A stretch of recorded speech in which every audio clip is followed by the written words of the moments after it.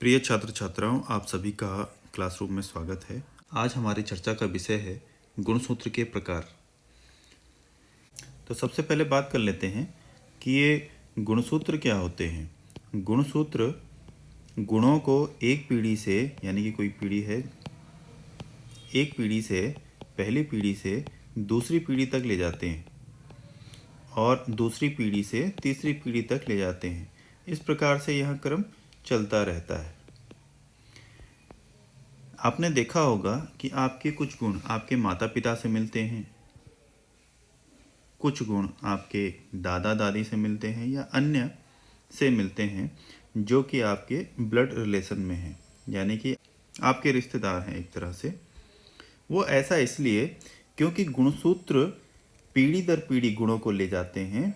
जो गुणसूत्र आपके माता पिता में हैं वही गुणसूत्र आपके पास आए हैं, यानी कि गुणसूत्र एक पीढ़ी से दूसरी पीढ़ी तक गुणों को पहुंचाते हैं। अब जो हमारी चर्चा का मुख्य विषय है कि गुणसूत्र के प्रकार। गुणसूत्र में दो हिस्से होते हैं मुख्य रूप से। एक तो होता है सेंट्रोमियर और जो ये दूसरा हिस्सा है इसे बोला जाता है भुजा। तो इस प्रकार से एक गुणसूत्र के ये दो हिस्से हैं, सेंट्रोमियर और दूसरा है भुजा। सेंट्रोमियर की स्थिति के आधार पर गुणसूत्र चार प्रकार के होते हैं। पहला भाग है अंत केंद्री, यानी कि टीलोसेंट्रिक। टीलोसेंट्रिक से मतलब है कि जिस गुणसूत्र में, मान लीजिए गुणसूत्र है, जिस गुणसूत्र में सेंट्रोमियर बिल्कुल ऐसे टॉप में हो। अब इसमें देखिए जो ये भुजा है ये बिल्कुल बड़ा है और उसके टॉप में है सेंट्रोमियर। तो इस प्रकार के गुणसूत्र को अंत केंद्रीय या टीलोसेंट्रिक कहा जाता है। दूसरा प्रकार है एक्रोसेंट्रिक या अग्रबिंदुक। अग्रबिंदुक या एक्रोसेंट्रिक प्रकार के गुणसूत्र में दो भुजाएं होती हैं, जिसमें एक भुजा बहुत बड़ी होती है, एक बहुत बड़ी भुजा है, और एक बहुत छोटी भुजा होती है, और बीच में होता है यहाँ पर सेंट्रोमियर, यानी कि एक भुजा बहुत बड़ी और एक भुजा बहुत छोटी। तो जब इस प्रकार का गुणसूत्र हो तो उसे हम कहते हैं अग्रबिंदुक या एक्रोसेंट्रिक। अब तीसरा प्रकार है उपमध्य केंद्री या सब मेटासेंट्रिक।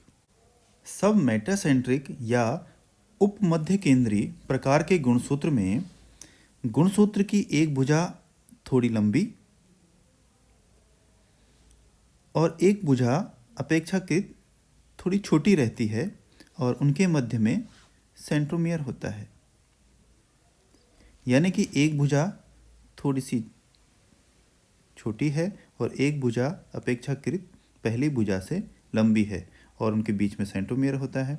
तो जब इस प्रकार का गुणसूत्र होता है तो उसे कहा जाता है उपमध्य केंद्री या सब मेटासेंट्रिक। अब चौथा प्रकार है मध्य केंद्री या मेटासेंट्रिक।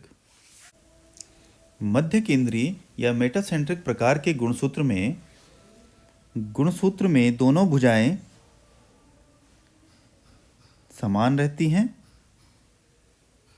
तथा उनके मध्य में सेंट्रोमियर रहता है, यानी कि सेंट्रोमियर के दोनों तरफ की जो ये भुजाएं हैं ये लगभग समान होती हैं।